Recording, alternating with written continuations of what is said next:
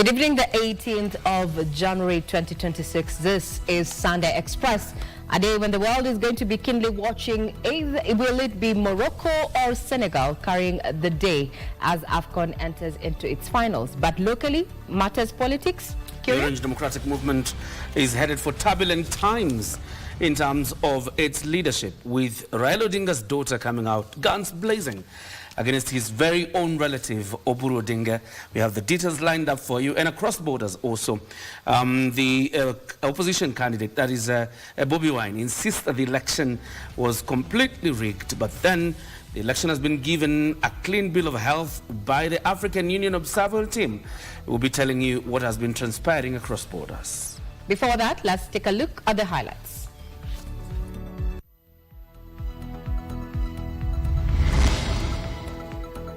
Trouble in the Orange House? Winnie Odinga affirms her support for ODM Secretary General Edwin Sifuna and Embakasi East Member of Parliament Babu Owino, despite a section of the party leadership calling for their expulsion. Addressing youth unemployment.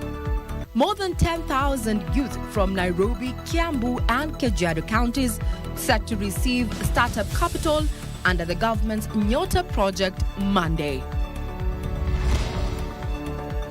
Beyond the reach, a significant number of grade 10 students are yet to report to their respective senior schools due to lack of required school fees.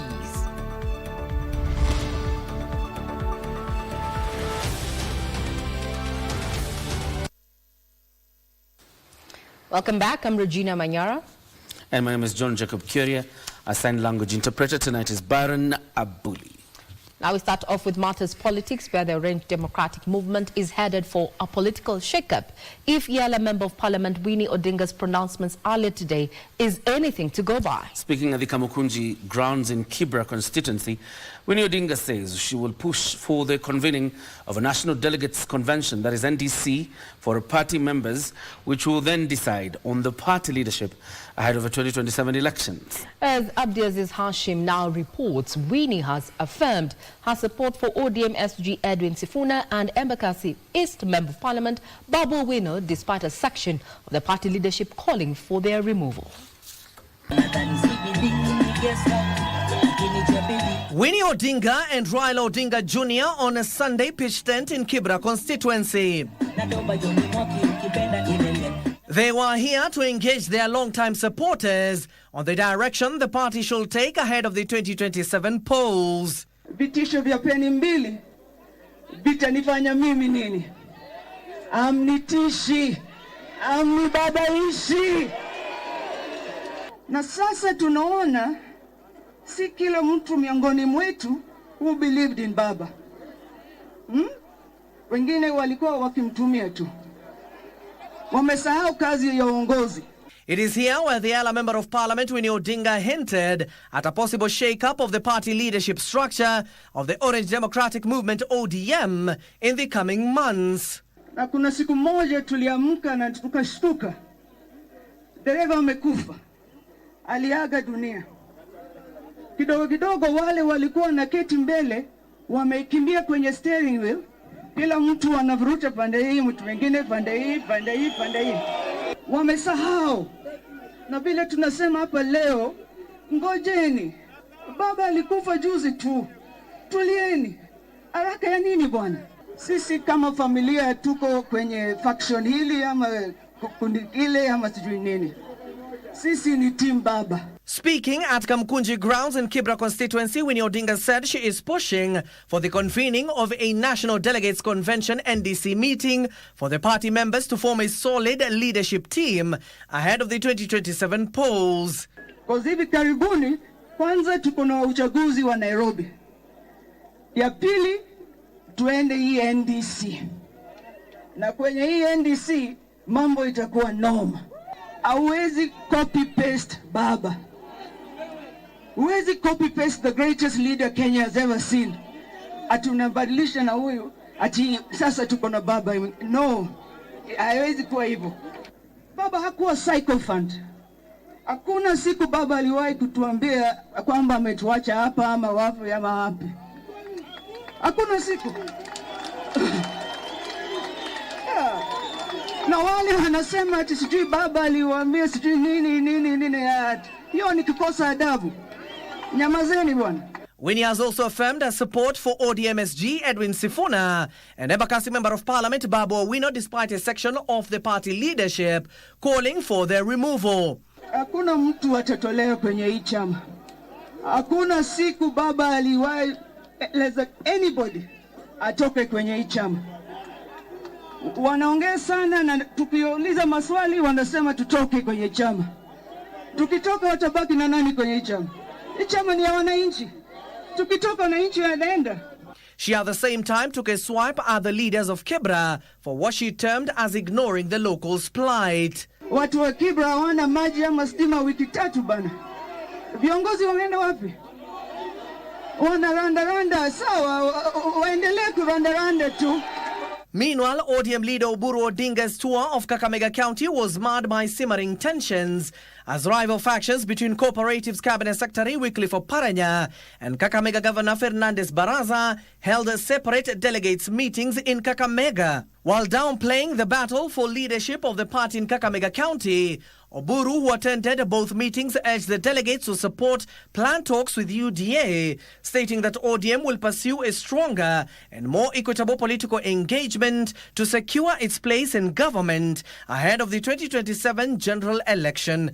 Tufuate njia ya kuhakikisha ya kwamba chama chetu in 2027 itakuwa ndani ya serikali.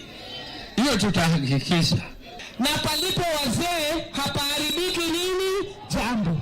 Kwa hivyo hata ile maneno yote ambayo tuko nayo hapa kwa ground, mimi niko na uhakika hao wazee wakikaa chini hakuwezi haribika neno. Chama sio NGO ya kusaidia watu na relief food na nini. Hiyo kaenda tafuta NGO. Chama ikitengenezwa inatafuta nini? Na unatafuta uongozi kwa njia yoyote. Ndio maana tukiongozwa na Dr. Uruburu, chama ikakaa ikasema tuungane na vyama vingine tutafute political power. Abdi Aziz Hashim for Sunday Express. The power plays in ODM continue, obviously, as the two factions continue to take hard positions. We will be waiting to see how this unfolds. Indeed.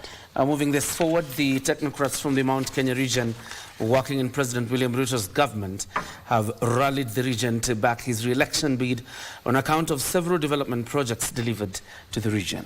Led by Information, Communication and Digital Economy Cabinet Secretary William Kabogo, the leaders launched a scathing attack on former Deputy President Rigathi Gachagua, accusing him of pursuing what they allege is politics of revenge. CS Kabogo claims the mountain is already enjoying tangible gains under the Kenya Kwanza administration.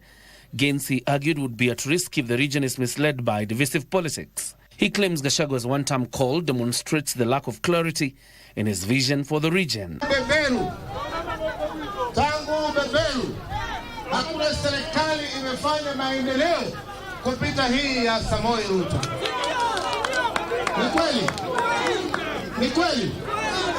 Rais wa Kenya ako na ruksa kwa sababu tulimchagua kuota ndoto ya nchi ya Kenya.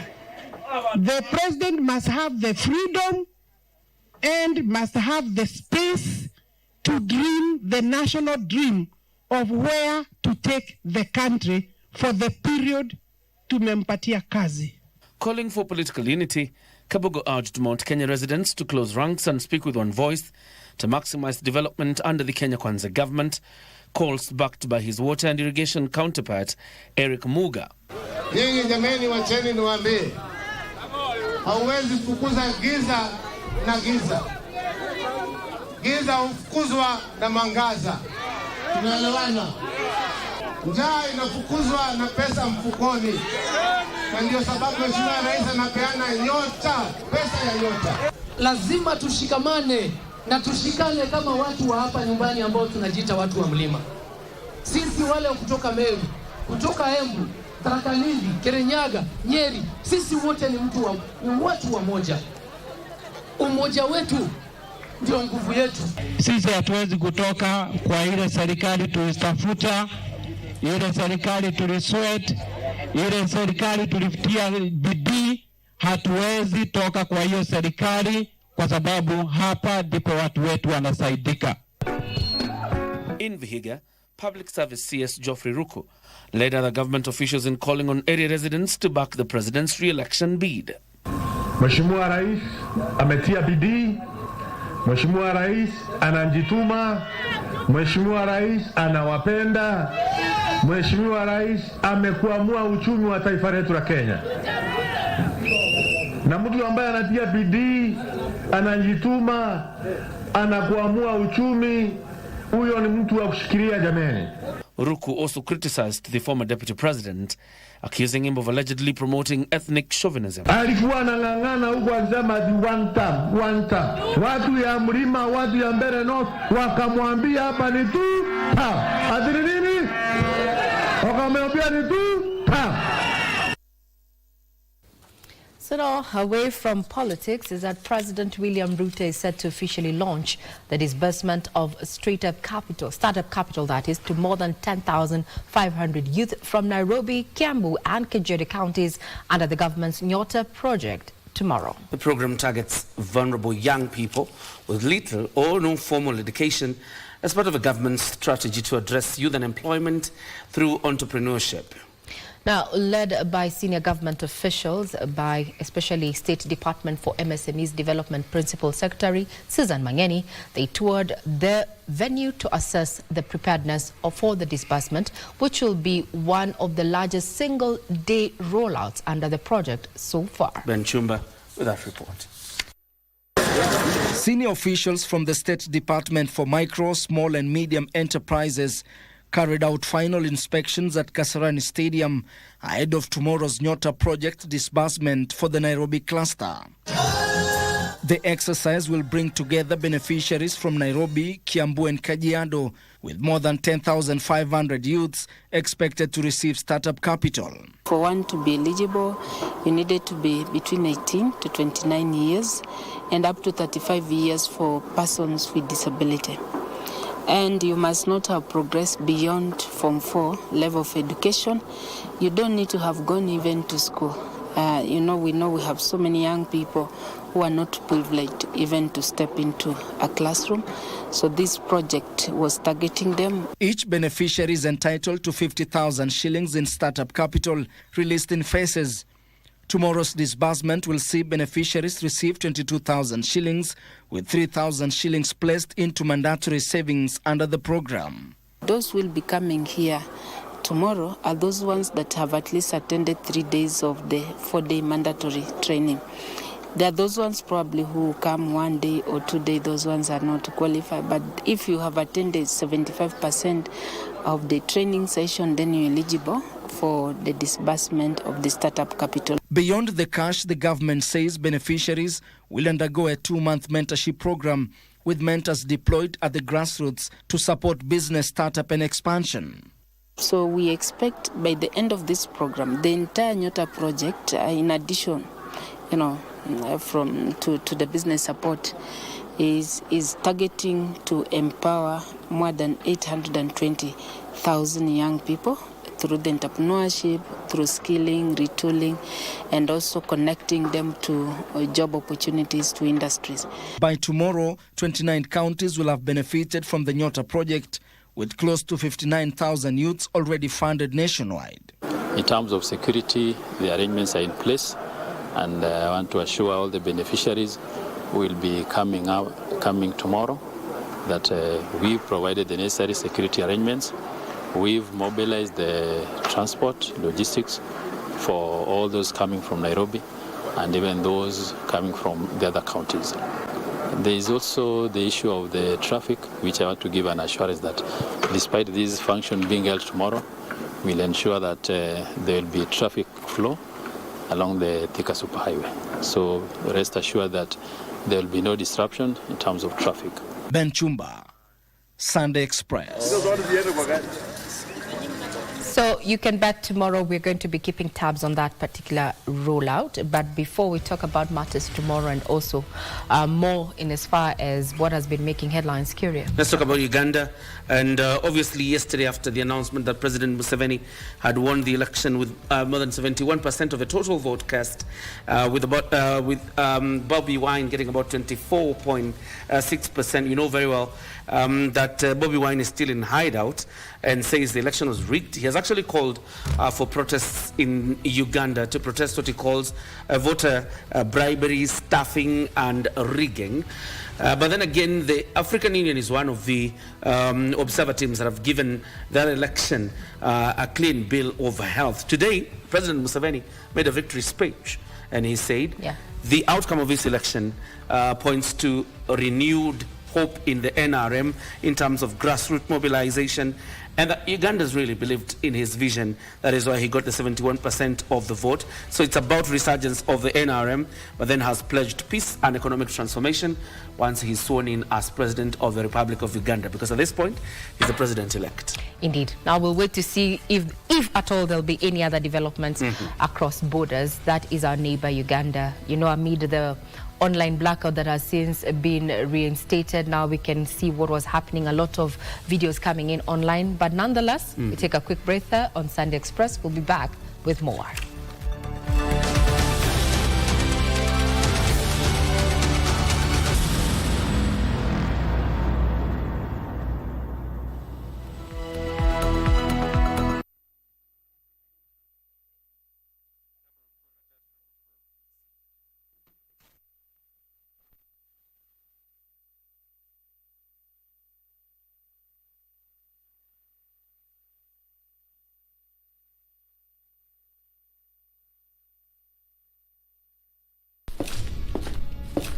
Imagine 24/7 monitoring system voltage and frequency to ensure it's no more, no less. Welcome to National Control Center. This is where we control the country's power generation. These screens enable us to see the entire network, the generation, and the demand.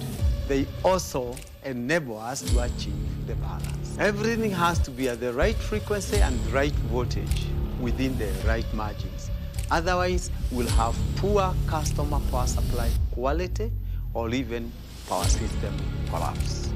From Olkaria Geothermal, 7 Forks Hydros, and other generation sites, we have to generate power, transmit it, deliver it to the substations, all the way to the transformer, and finally to you.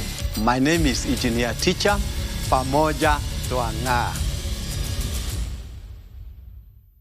In 3, 2, 1, Pesa Mfukoni! The KNUT Project's business support component is disbursing business startup capital to beneficiaries who have completed the mandatory 3-day business skills training. The KNUT Project is on course to empower more than 100,000 youths in Kenya to start businesses with an equal distribution to all 1,450 wards, targeting at least 70 beneficiaries in each ward. Join us live on Monday, the 19th of January 2026 from the Moi Sports Center Kasarani in Nairobi County, as the youth beneficiaries from Nairobi, Kiambu and Kajiado counties are set to be awarded. His Excellency Dr. William Ruto, President of the Republic of Kenya, will be the chief guest during the disbursement, live on KBC TV from 10 a.m. Nyota, Kuza, Imarisha, Endeleza.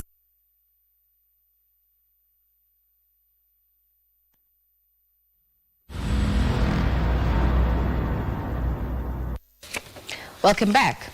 Now, Form 3 student at Londo National School for Persons with Disabilities is appealing to well-wishers for urgent medical assistance after a rare and recurring health condition has affected his sight, speech, and ability to eat. The family says timely medical intervention could save Timothy's life and allow him to continue pursuing to continue pursuing his studies and live a normal life. The images you're about to see could be disturbing, and viewer discretion is advised.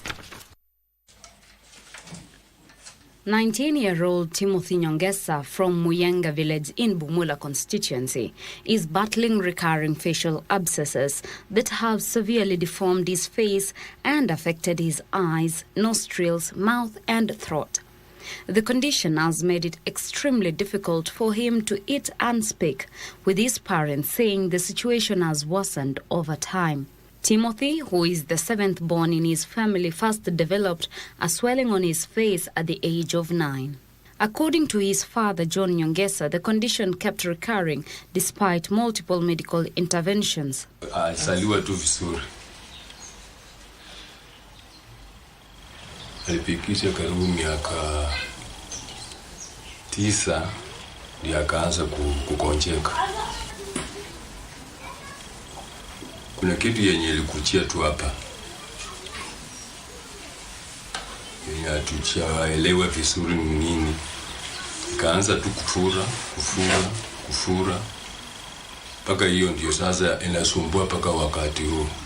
Apart from the facial condition, Timothy also suffered paralysis of the legs while still young and was taken to several health facilities for treatment. Wakanimtuma mpeleke paka Kimilili nini Dreamland. Sasa wakamtengeneza miguu akarudi. Baadaye akaenda shule. Tena akapatikana na ugonjwa ingine.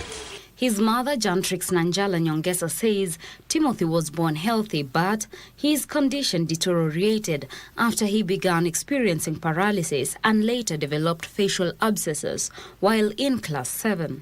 Alifikisha miaka 9, ugonjwa ikakuja tu kwa miguu. Akashindwa kutembea. Nikampeleka kwa daktari akasema mpeleke kwa hospitali wapime ni nini chenye imefanya huyu mtoto asitembee, sababu alikuwa anatembea tu mzuri. Nanjala says the family managed to raise 700,000 shillings through a well-wisher to fund an initial surgery, but the condition recurred a year later. The family has since sold their properties and exhausted all other resources as they try to raise money for treatment. Pato hiyo kitu vile tulirudi nyumbani ilikaa tu mwaka mmoja na tena inarudi. Nilikuwa hapo na plot tukauza hapa, tulikuwa na ng'ombe moja na ndama tukaunganisha pamoja. Akaenda akafanywa tena hiyo surgery tu hapo tu kwa uzo tena Eldoret Moi referral. Naomba jamaa wangu, naomba serikali ama wenye wanataka kumsaidia wanisaidie asome na awe na afya mzuri. The principal of Nalondo National School for Persons with Disabilities, Walter Wabwere, confirmed that the student is undergoing severe health challenges that have affected his learning. Kijana ambaye anapenda kusoma, yuko katika kidato cha 3 jinsi vile nilivyosema, na hali hii haimwezeshi kuwa na amani na kudurusu vitabu kusoma hata kidogo. Despite the pain, Timothy says he loves being in school and dreams of completing his education so he can support his siblings. However, his worsening health condition now threatens to cut short his education. Timothy is appealing to well-wishers and organization of goodwill to help him raise funds for urgent surgery and medical care. To support the family, you can channel your contribution to Jantrix Nanjala Muyende, pay bill number 400200, account number 01102101958001. For Sunday Express, I am Teresa Mutai.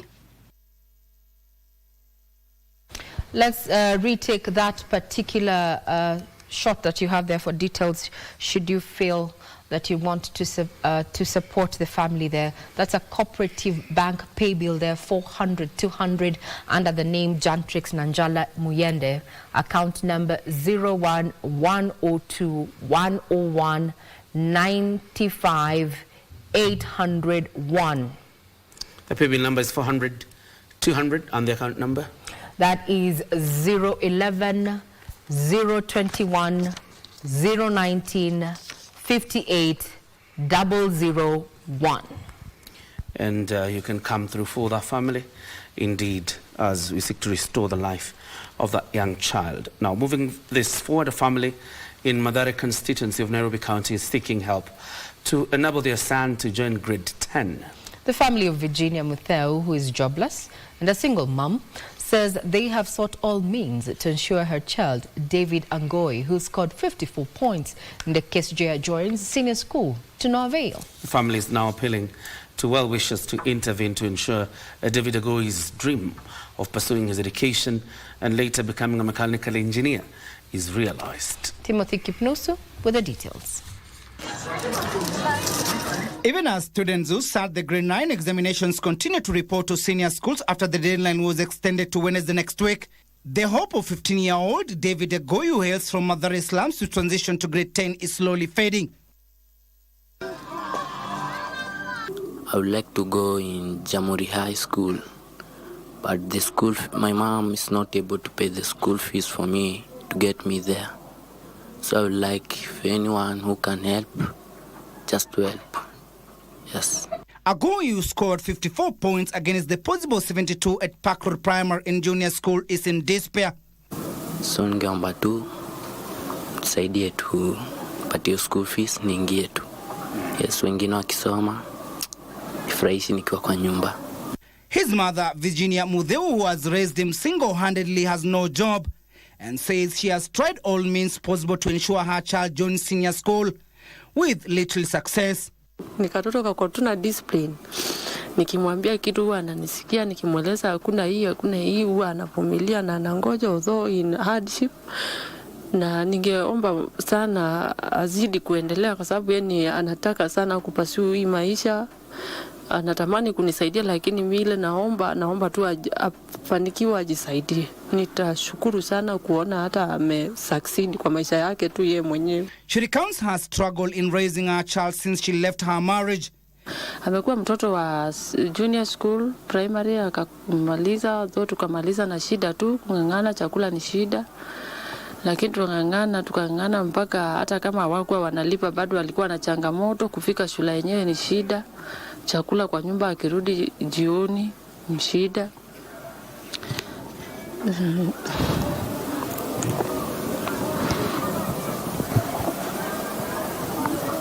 She is now imploring upon any well-wisher who can extend a helping hand to ensure her child joins Jamhuri High School and later fulfill its desires of joining Jomo Kenyatta University of Agriculture and Technology to study mechanical engineering.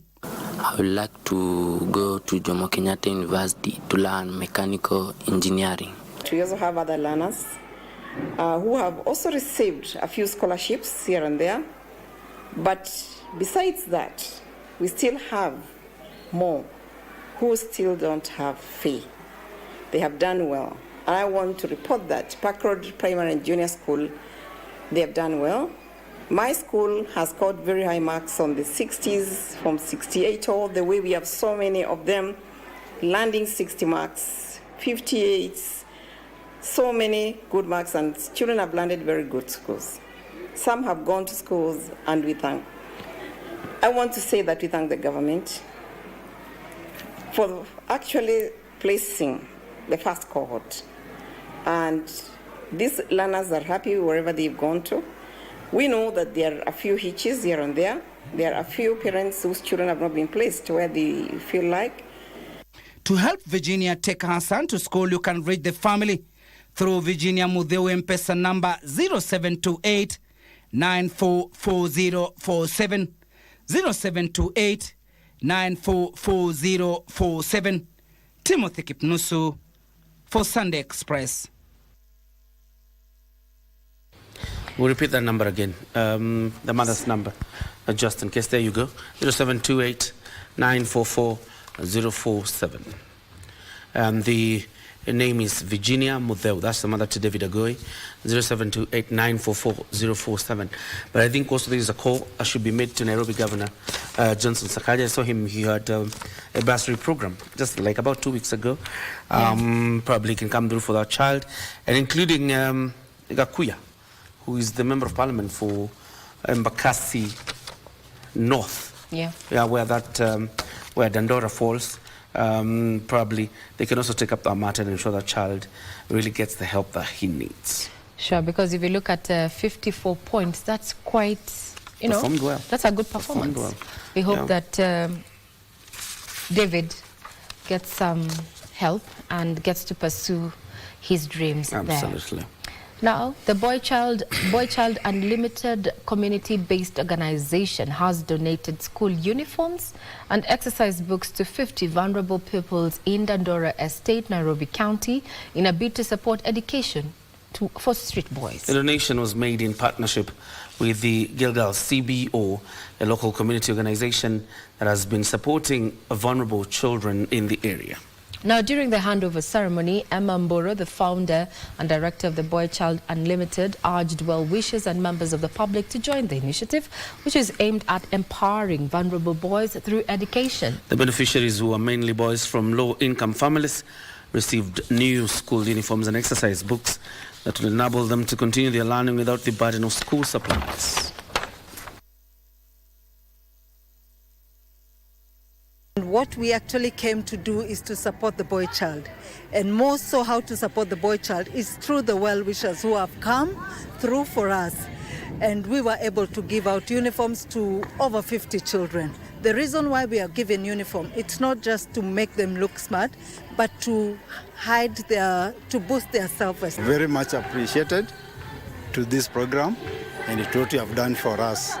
So as a Martin Luther, mzazi wa Martin Luther, narudisha shukrani kubwa. Mimi nafurahia kwa maana kuna step wamenitoa na wameniinua, kama step ya uniform, kiatu, school uniform, viatu, na hapo naona niko sawa juu mtoto wangu ameng'ara. Mimi kama Pastor Wanjala nina furaha kubwa sana siku ya leo, kwa maana nimeondolewa mzigo, nimeondolewa makesi kila siku ofisini, kwa maana mama wamebatazamu sana.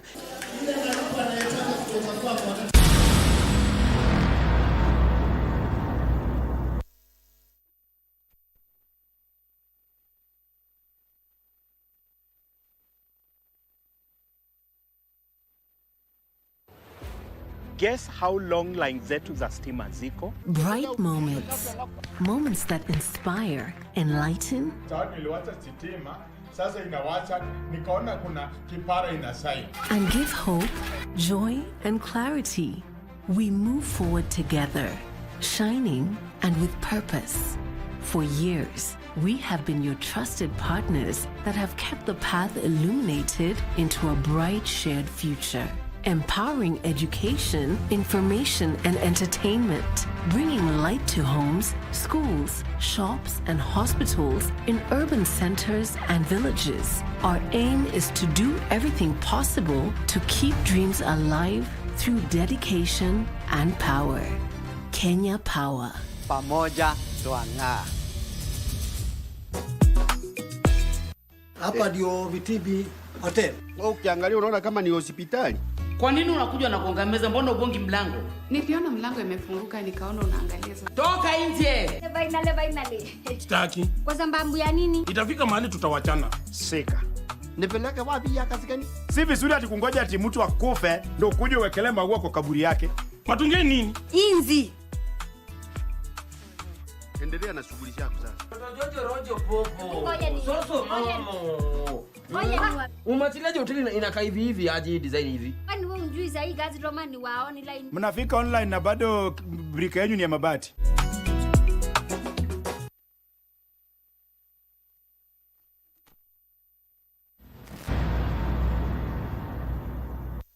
Welcome back. You're watching Sunday Express, and the Kenya National Union of Teachers KNUT Nairobi branch has new leadership following the conclusion of a tightly contested election. Nyamai Kasinya is a new union's chairperson after garnering 1,647 votes, defeating Nancy Masharia, who garnered 482. Now, as Mowe Masharia clinched the position of executive secretary. The newly elected leaders have pledged to champion teachers' welfare and push for improved working conditions in the city.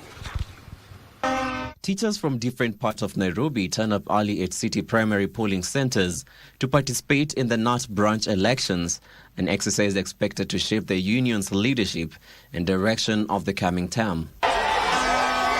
Cheers and celebration marked the end of the KNUT Nairobi branch election at City Primary School. In a contest that attracted a large turnout of teachers from across the county, Kasina Nyamai emerged victorious for the chairman's seat with 1,647 votes, defeating Nancy Wairimu, who garnered 482 votes. In the closely watched executive secretary race, Mugwe Macharia secured a commanding victory after garnering 1,565 votes, defeating Martha Omolo, who managed 569 votes. In the treasurer race, Hannington Ocheng emerged the winner with 1,753 votes against Haron Macharia's 385 votes. The assistant treasurer position was claimed by Regina Cherono, who garnered 1,381 votes ahead of Hamida Mohammed with 499 votes and Irene Munchari with 246 votes. In the women representative contest, Jane Ochredo trumped with 1,433 votes, beating Anne Wanyoike, who had 454 votes, and Regina Wangoi, who garnered 254 votes.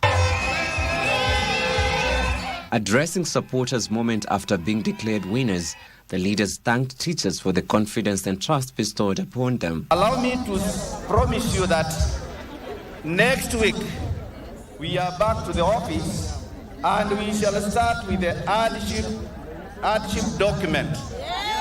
Because that is a promise we made, and that is why we are picking the work that you have given us in this new term. I also want to say, in Nairobi, teachers are suffering. Yes. Teachers are overworked. Yes. You'll find a class of 120 students.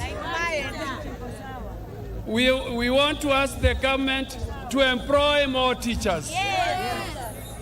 And especially in our slum areas. The new leadership has now called on the government to urgently review both house and commuter allowances for teachers serving in the city. Nairobi teachers, we have suffered a lot. Yes. Nairobi teachers, our house rent is hiked now and then. Yes. And our house allowance is a mere token. Yes. And I want to take this opportunity to ask the government to review the house allowance and commuter allowance of Nairobi teachers. They assured members that the administration will engage relevant stakeholders to push for better welfare, fair compensation, and improved working conditions for all Nairobi teachers. A section of worshippers at the Seventh-day Adventist Church in Karura, Kiambaa County on Sunday morning staged a protest at the church's main gate after they were denied entry during a scheduled youth fellowship service. Worshippers say they found the gate locked and heavily guarded by police. Efforts to gain entry into the church resulted in a scuffle that left one of the worshippers nursing injuries. The aggrieved congregants have accused the church's management of allegedly grabbing parts of institution's land. What was meant to be a Sunday of a youth fellowship service at the Seventh-day Adventist Church in Karura, Gashie in Kiambaa Sub-County would quickly turn into a day of tension and drama. The members of the church who had turned up for the service were met by a locked gate, with the compound heavily guarded by a contingent of police officers alongside security personnel from the Radar Security Services. Ilikuwa vijana waingie kwa maombi, lakini kufika kwa gate wakakuta gate imefungwa. Ndio washirika vile tumekuja hapa sasa kususana, ndiye tunaona vile wakaitana polisi na hii company ya Radar. Sasa tunashindwa hata kuingia. Sasa hiyo ndio msosano iko. Hatujui kama neno la Mungu inafanywa namna hiyo. Sasa inaonekana ni biashara na kuna kitu wanapigania. Wamefunga geti ya kanisa, wamefunga kanisa na kufuri, hata tukiwaambia tuende kujisaidia kwa choo hawataki. Tension would escalate when an attempt was made to force entry into the church compound, leading to a confrontation with the security officers. Kama mshiriki, kosa nililofanya ni gani la kutoingia katika kanisa ambalo ninashiriki kwalo? Msimamo wetu ni kwamba kanisa hili ni la Mungu, si la mtu, liweze kufunguliwa ili kila mwenye dhambi, mtu yoyote aliye na haja ya kumuona Mungu aingie alilie Mungu wake kanisani. Wanasema watu wazingie siku zingine tukuje Saturday. Nashindwa kanisa la Mungu linafukuzwa watu. Jamani, tunahubiri nini? The scuffle left one of the church elders identified as Joseph Ogindo nursing injuries. Elder wetu amepiwa na serikali hapa, sijui ni serikali imempiga ama ni wao watu wa KBC wamempiga. Sasa hizi tuko na kesi bado uko ndani. Tunataka tuambiwe sisi haki yetu kama Wakristo ni gani? But according to the members, there lies more than just what meets the eye. Hii kiwanja iko hapa chini hapa hivi ndiye wanapigania, ni kama wanataka wachenge kitu kama pangi hapa ama waweke biashara. Licha ilichengwa ni eneo la kuabudia. The aggrieved congregants are accusing the management of the church of orchestrating a scheme to grab part of the institution's land earmarked for development without the knowledge or the consent of church members. Tunataka tutetewe. Hii ground wanataka kuichukua. Wanaichukua waifanyie nini? Sababu ni ground ya kanisa. Hii kanisa imekuwa ni miaka mingi sana. Sisi ni wachanga lakini tumekuta hili kanisa. Na sisi shamba zi yetu, wala tunatetea haki ya kanisa. So tunashindwa hao viongozi wanatueleza nini na tunaelekea wapi, na watupe mwelekeo. John Kahiro for Sunday Express. Still in the same county, residents of Kioria area of Kabete constituency are calling on relevant authorities to put in place safety measures to reduce incidents of people drowning at the Gatara Dam. Now, the appeal comes a day after 2 boys drowned, throwing the village into mourning. The residents now want the area fenced off to prevent unauthorized access, as such incidents have become common. According to the locals, unsuspecting visitors often tour the place for sightseeing, oblivious of the danger staring at them. Kuna mto inakuanga kubwa sana, sasa watu wanavutiwa na hiyo umaridadi, sasa wanakuja. But wengine wakikuja, kuna watu wengine hawajui kuswim, wanajikuta wameingia pahali ya. Sasa unaona tunapata kitu inaitwa kifo. Ombi langu ni hapa pahali ijulikane vile inaweza tengenezwa, watu wasikufia hapa tena. Hapa ni mara mingi sana ajali imepatikana. Wageni ndio huwa wanakuja, manake hawajui, wao ndio wakiingia ndio hawajui mambo ya hapa. Kuna watu wengi tumetoa hapo, wanaendaga kuswim, na ukiangalia katika huko ndani kuna mizizi ambayo huwa inashika watu hapo ndani. So ukienda hapo kuna it's very deep. So tunataka kuangalia vile tunaweza saidia tusipate maafa ingine. Now off to the counties, Western region is witnessing an increase in illegal illicit brew and drug abuse despite the president's directive on the crackdown on the vice.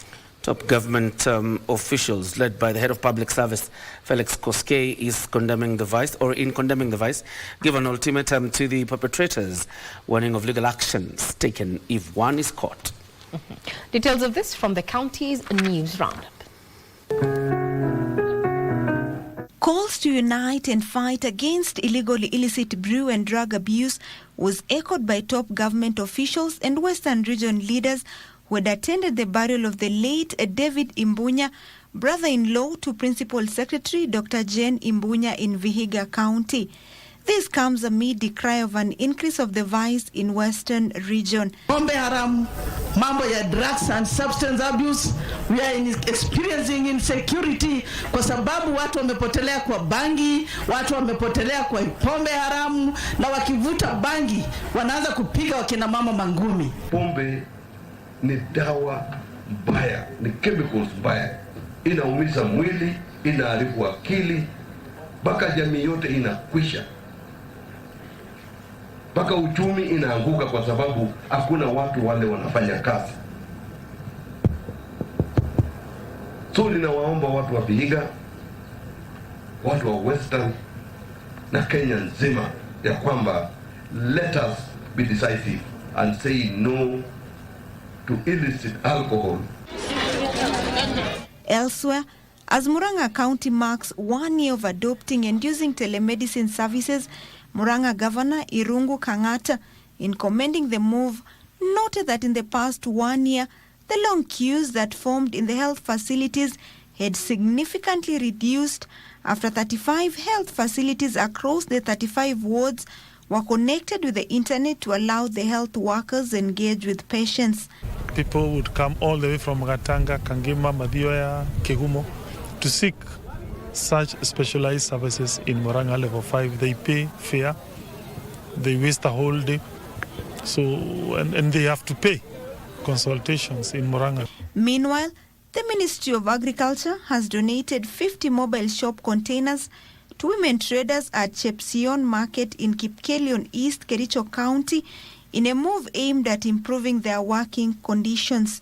Hizo shops 50 of them ni kuhakikisha kwamba hawa mama wenye wameteseka kwa muda mrefu, ikichomwa na jua kali, ikinyeshewa, na hii President Ruto alisema hii serikali ni ya bottom up, mama mboka lazima ishughulikiwe. And the Kenya Union of Special Needs Educators, KUSNET General Secretary James Torome, says the union will not relent in pushing the government to address the welfare and rights of special needs teachers. What I know, the proposal from the Teacher Service Commission have reached the Treasury. And within a very, very, very few days or months, the one job group mutaipata kwa payslip. What I'm following now, not the one job group. It is the second job group which the president promised. The slain Moi Teaching and Referral Hospital pharmacist Richard Rotich, who was brutally murdered by armed robbers at his home on January 6th, was laid to rest on Saturday in an emotional ceremony at his rural home in Koiser Village, Barwesa Ward, Baringo North constituency. Hatua kali ichukuliwe ili mtoto mwingine wa sehemu hii ama wa Kenya asipoteze maisha kwa mikono ya wakora kama hawa. We shall go full length mpaka hawa hata naye hawa waende kaburini. Finally, speaking during a Sunday service, Machakos Governor Wavinya Ndeti has reaffirmed her unwavering commitment to serving the people of Machakos County, emphasizing that her administration remains focused on delivering the promises made during the campaign period. Opicho Chemtai for Sunday Express.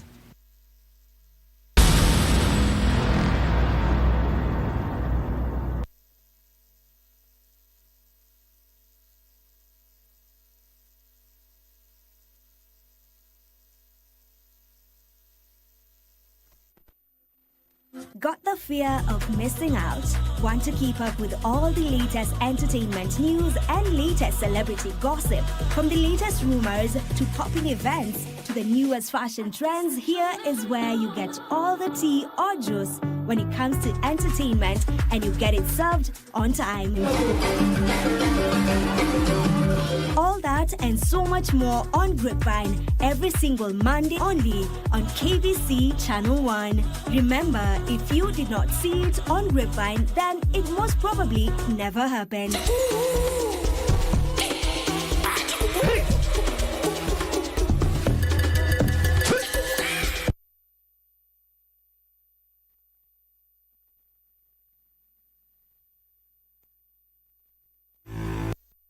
Welcome back. It's time for us now to get sporty. And CAF President Patrice Motsepe says Morocco's hosting of the Africa Cup of Nations has set new standards, but has dismissed concerns about East Africa's readiness to stage the 2027 tournament. He confirmed that Kenya, Tanzania and Uganda will host AFCON 2027 as planned, despite Morocco also being considered for the 2028 edition as part of its preparations for co-hosting the 2030 World Cup with Spain and Portugal. The three East African nations already jointly hosted last year's African Nations Championship CHAN, although it was postponed to allow more time for facility upgrades. AFCON 2027 will be the first in East Africa since Ethiopia in 1976 and will come just before the tournament shifts from a 2-year to a 4-year cycle. I'm confident that the AFCON in Tanzania, Kenya and Uganda will be enormously successful. Will there be challenges? It's like the World Cup Qatar. You know, we are going now to Canada, America and Mexico.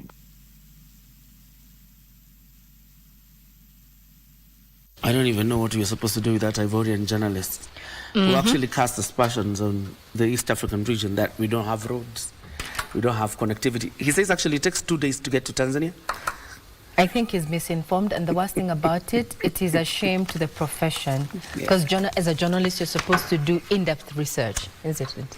And those were irresponsible remarks. We have taken offense. It's really pathetic, completely pathetic coming from a journalist. But anyway, let's move this forward. In Kenya, Tanzania and Uganda are set to receive the AFCON flag after the conclusion of the AFCON 25 finals in Rabat, Morocco tonight. The event will symbolize the honors given to the East African nations to stage the 2027 Africa Cup of Nations through the Pamoja bid. Sports Principal Secretary Elijah Mwangi has reaffirmed the preparedness and commitment of the Pamoja countries to deliver a successful tournament, underscoring the region's growing readiness in infrastructure, coordination and hosting capacity. PS Mwangi is leading a high-level delegation from the Sports and Football Kenya Federation in Morocco on benchmarking purposes as the country gears for the Great Continental Football Extravaganza next year.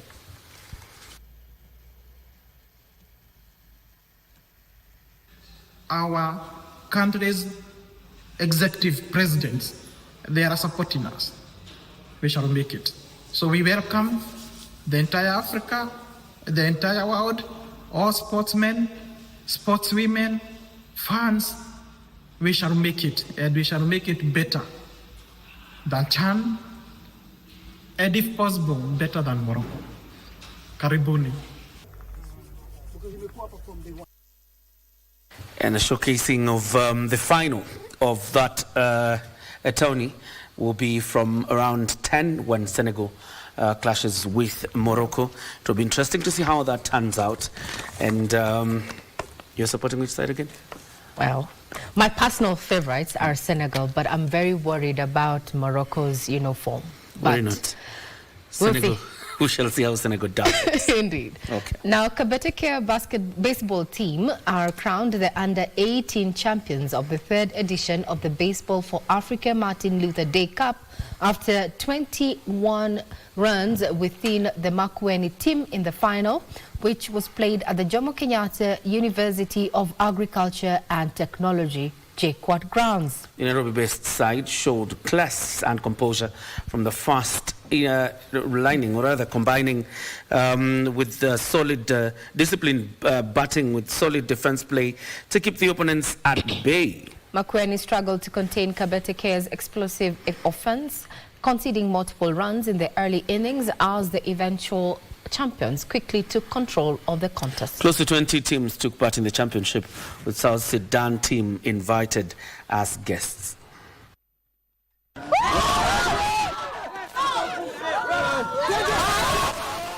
Concept about this tournament is to give a lot of children and teams from across the country who do not normally get an opportunity to play baseball. They train in their respective areas where they have no opponents to train. Watch this complex of, if we build it here at JKUAT, grow from 1 field to 3. We have a 12 and under field now for the first time, and we have 2 senior fields. Yeah, we've been training each and every weekend in preparation for this tournament, and we've had other friendly, games here and there to prepare the team. And we are up and ready. The boys played prayed out their hearts, and they did their very best.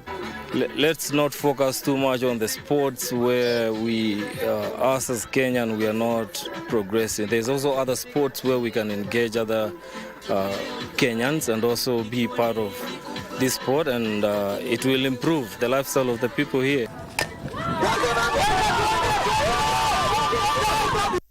Leonard Langat of Kenya finished second in the 21st edition of the Mumbai Marathon held today in India, clocking 2 hours, 10 minutes and 10 seconds. He trailed Ethiopia's Tadu Abate, who won the race in 2 hours, 9 minutes and 55 seconds, securing his 4th international full marathon title. Eritrea's Merwahi Kasete, last year's runner-up, claimed a 3rd place with a time of 2 hours, 10 minutes and 22 seconds, while 2023 world champion Victor Kiplagat of Uganda finished off in 2 hours, 11 minutes and 2 seconds. In the women's race, Ethiopian athletes dominated, sweeping the top 6 position. Yashi Chakola took the crown with a time of 2 hours, 25 minutes and 13 seconds, followed by Kidson Alemma in 2nd and Gojam Tusiege Enyu in 3rd. The Mumbai Marathon, now in the 21st edition, holds a prestigious World Athletic Gold Label road race status, attracting elite runners from across the globe. Run of the day in many respects. Brilliant there. As she takes the time, got to be very, very tired. The temperature outside, it's climbed a little bit over the last hour. Young golfers from various schools delivered impressive performances across multiple age categories in the East Africa Junior Golf Rankings tournament that showcased emerging talent and competitive depth. Now, the standout performance came in the boys under 10 division, where Hakim Mutungi of St. Ruth's School produced a sensational display, carding an outstanding 8 under par score. Fred Mwoki has the details. After opening with a level par round, Mutungi raced his game dramatically in the final round, carding an outstanding 8 under par score. His 2-round total of 136 gross secured him a memorable victory and underlined his status as one of the most promising young players in the field. In the boys under 18 category, Joseph Mwangi of Marurui Primary and Junior School clinched the title with a combined score of 216. His teammate James Munyororo also enjoyed a strong showing, claiming the boys under 14 crown after posting a winning total of 213. Marurui continued to dominate the leaderboard in the under 12 boys division, where Alex Muraya emerged victorious with a score of 225. Abigail Ayuma captured the girls under 14 title after finishing on 239. In the girls under 12 division, Jerry Mwangi of Nova Pioneer delivered a steady performance to lead the category with a total score of 251.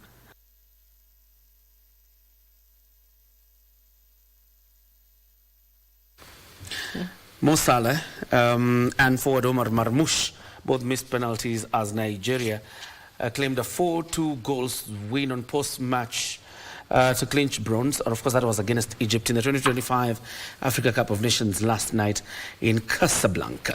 Meanwhile, host Morocco will be yearning to end a 5-decade wait for the continental glory as they lock horns with Senegal tonight in the finals.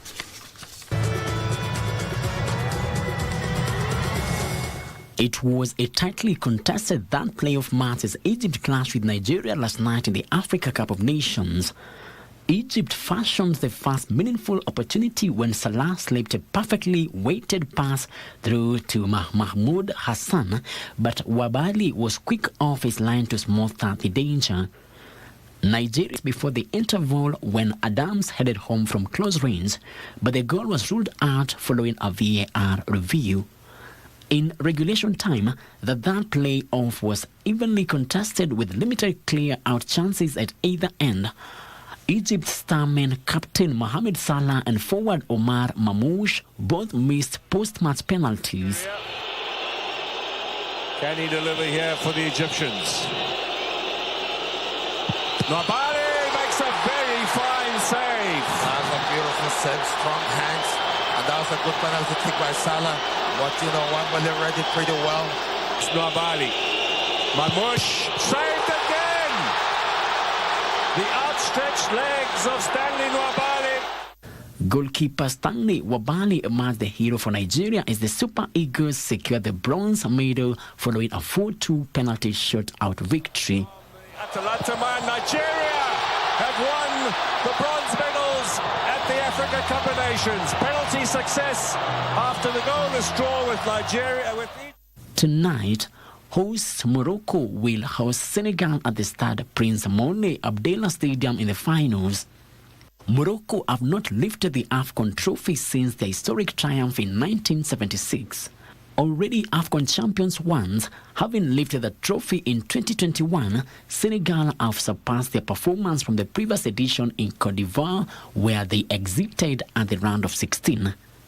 Frederick Mwoki for Sunday Express. There's nothing much to say. We have about... around 10 minutes? Not 10 minutes. You don't even have 10 minutes. You only have 2 minutes to catch up in that action. Let's just close it at here. Thank you very much for watching Sunday Express. My name is John Jacob Kioria. Have yourself a good night. Have a fantabulous week ahead. I'm Regina Manyara.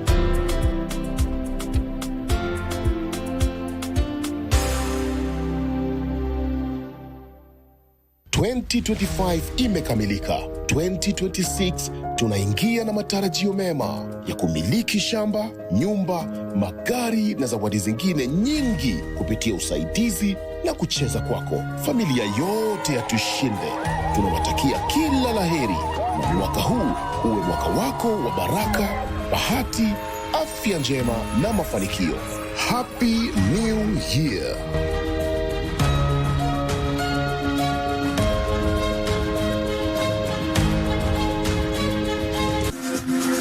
Got the fear of missing out? Want to keep up with all the latest entertainment news and latest celebrity gossip? From the latest rumors to popping events to the newest fashion trends, here is where you get all the tea or juice when it comes to entertainment, and you get it served on time. All that and so much more on Grapevine every single Monday only on KBC Channel 1. Remember, if you did not see it on Grapevine, then it most probably never happened.